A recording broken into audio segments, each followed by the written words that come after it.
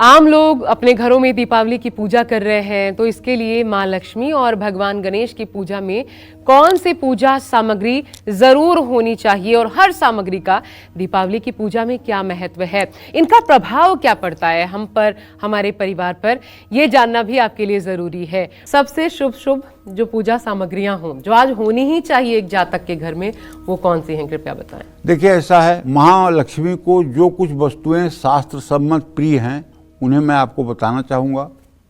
धान की खील, ये धान की खील जो है, धान को जब गर्म बालू में डाला जाता है तो बालू में धान फूट करके लावा हो जाता है, लेकिन उसकी भूसी जो है उससे चिपकी रहती है।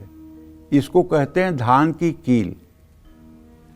और बतासा जो शुद्ध रूप से चीनी से बनता है, चीनी के खिलौने, चीनी से बने हुए खिलौने, लौंग, इलायची, पान का पत्ता, कमलगट्टे के दाने और कमलगट्टा की माला, कमल का फूल,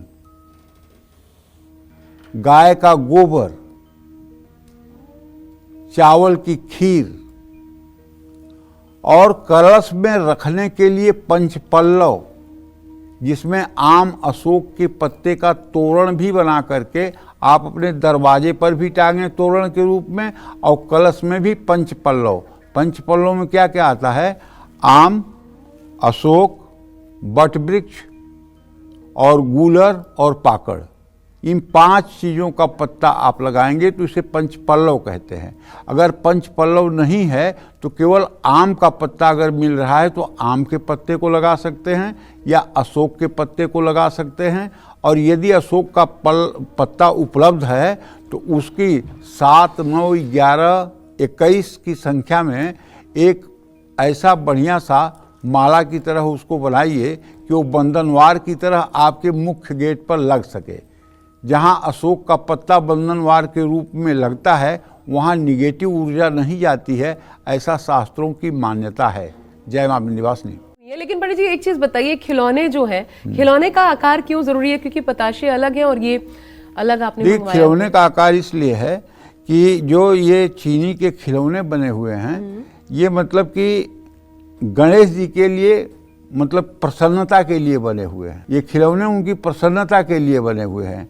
जिससे बतासा तो माँ लक्ष्मी को प्रसन्न करता है, आकृष्ट करता है।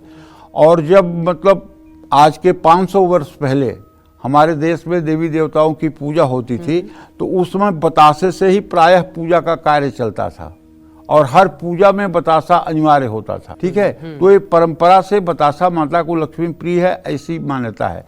और चीनी के खिलौने भी प्रिय हैं और बहुत सी चीज़ें हैं जो महालक्ष्मी को प्रिय हैं, जो यहाँ मतलब पूजन सामग्री के रूप में रखी गई हैं।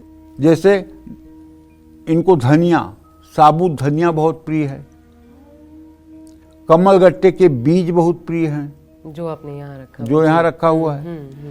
कमल का फूल तो बहुत प्रिय है।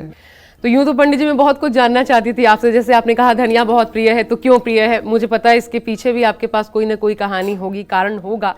लेकिन क्योंकि आज सामग्री बहुत ज्यादा महत्व रखते हैं, तो एक एक सामग्री पंडित जी ने आपको बता दिया। आपके पास वक्त है, ये तमाम सामग्रियां पूजन के लिए जरूर लेकर के अपने घर में रखिए।